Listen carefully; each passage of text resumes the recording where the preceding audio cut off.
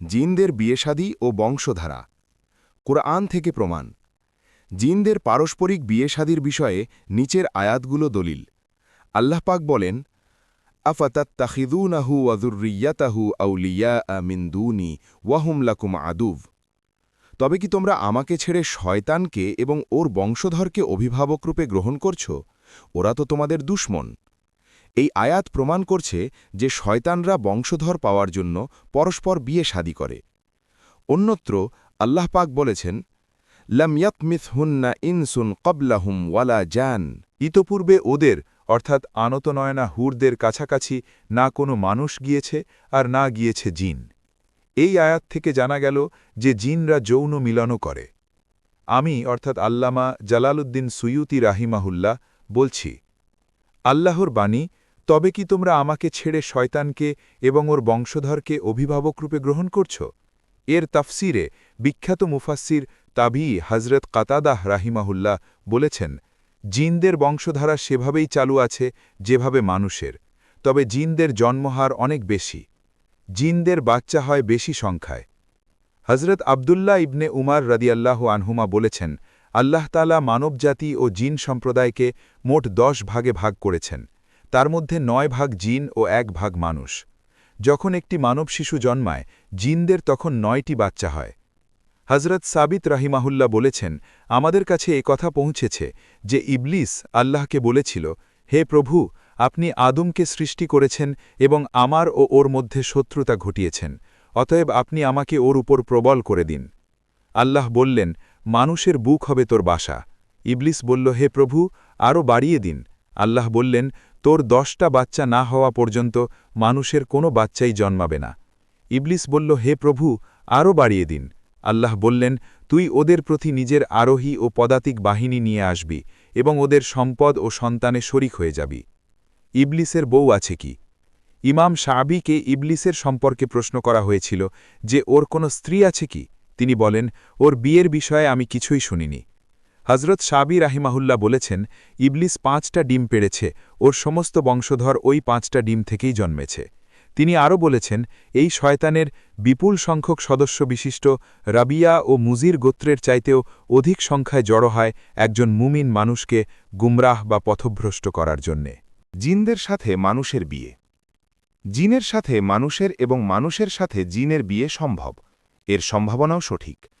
ইমাম সালাবি রাহিমাহুল্লাহ বলেছেন, মানুষের ধারণা বিয়ে এবং গর্ভ হওয়া জিন ও মানুষ উভয়ের মধ্যে ঘটতে পারে, যেমন পবিত্র কোরআনে আছে, আল্লাহ শয়তানকে বলেছেন, ওয়াশারিক হুন্না ফিল আমওয়ালি ওয়াল আউলাদি, তুই মানুষদের সম্পদে ও সন্তানে শরিক হয়ে যা।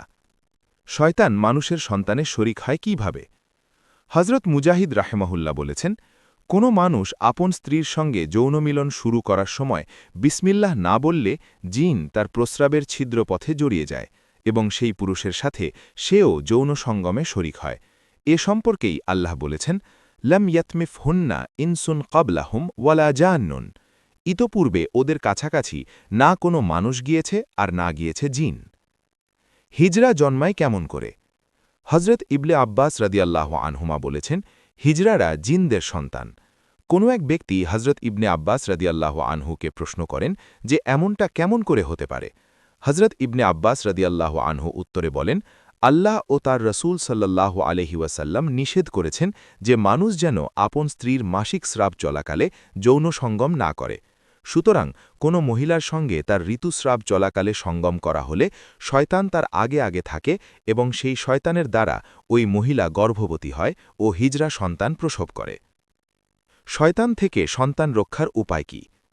হজরত ইবনে আব্বাস রাদিয়াল্লাহু আনহুমা বর্ণনা করেছেন যে জনাব রসূলুল্লাহ সাল্লাল্লাহু আলাইহি ওয়াসাল্লাম বলেছেন, তোমাদের মধ্যে কেউ যখন আপন স্ত্রীর কাছে যেতে চাইবে তখন যেন সে এই দোয়াটি বলে, বিসমিল্লাহি আল্লাহুম্মা জান্নিবনা শাইতানা ওয়া জান্নিবিশ শাইতানা মা রাযাকতানা।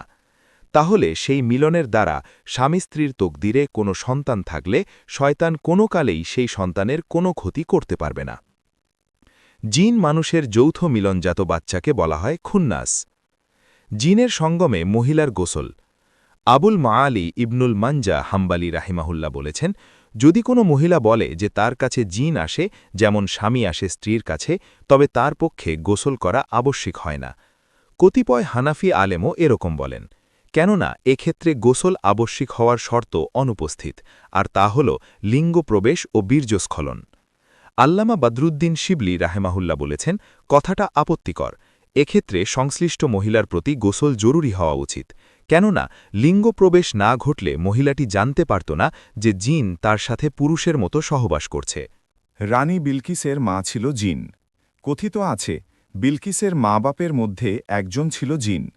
ইবনুল কালবি বলেছেন, বিলকিসের বাপ জিনদের মেয়েকে বিয়ে করেছিল, যার নাম ছিল রেহানা বিনতে সুকুন। এরই গর্ভে বিলকিসের জন্ম হয়।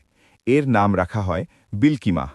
বর্ণিত আছে যে বিলকিসের পায়ের সামনের অংশ ছিল চতুষ্পদ পশুদের খুরের মতো, এবং তার গোড়ালিতে লোমও ছিল। হজরত সুলাইমান আলাহিসাল্লাম তাকে বিয়ে করেছিলেন এবং শয়তানদের নির্দেশ দিয়েছিলেন, তোমরা গোসলখানা ও লোম বিনাশক পাউডার বানাও। আমি অর্থাৎ আল্লামা জালালউদ্দিন সুয়ুতি রাহিমাহুল্লাহ বলছি, হজরত আবু হুরাইরা রদিয়াল্লাহু আনহু বর্ণনা করেছেন যে জনাব রসুলুল্লাহ সাল্লাল্লাহু আলাইহি ওয়াসাল্লাম বলেছেন, বিলকিসের পিতামাতার মধ্যে একজন ছিল জিন। হজরত মুজাহিদ রাহেমাহুল্লাহ বলেন, সাবার রানী বিলকিসের মা ছিল জিন। হজরত জুবাইর বিন মোহাম্মদ রাহেমাহুল্লাহ বলেন, বিলকিসের মা ফারিয়াহ ছিল জিন। হজরত ইবনে জুরাইজ রাহেমাহুল্লাহ বলেন, বিলকিসের মা ছিল বিলফানাহ। হজরত উসমান বিন হাজির রাহেমাহুল্লাহ বলেন, বিলকিসের মা ছিল জিনদের অন্তর্গত এবং তার নাম ছিল বিলকিমাহ বিনতে সাইসান। ইবনে আসাকির রাহেমাহুল্লাহ একজন জিনকে এ মর্মে প্রশ্ন করেন যে, সাবার রানী বিলকিসের মা বাপের মধ্যে কোনো একজন জিন ছিল কি?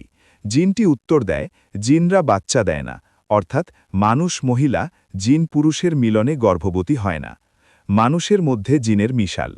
হজরত আয়েশা রাদিয়াল্লাহু আনহা বর্ণনা করেছেন যে জনাব রসুলুল্লাহ সাল্লাল্লাহু আলাইহি ওয়াসাল্লাম বলেছেন, নিশ্চয়ই তোমাদের মধ্যে মুগরবিন আছে।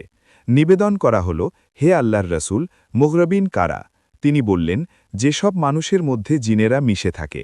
ইবনে আসির রাহেমাহুল্লাহ বলেছেন, ওদের মধ্যে অন্য প্রজাতির নির্যাসও সামিল হয়ে যাবার কিংবা দূরবর্তী বংশধারায় জন্মানের কারণে ওদেরকে মুগরবিন বলা হয়েছে। এও বলা হয়েছে যে মানুষের মধ্যে জিনের মিশাল থাকলে জিন মানুষকে ব্যভিচারের প্ররোচনা দেয়।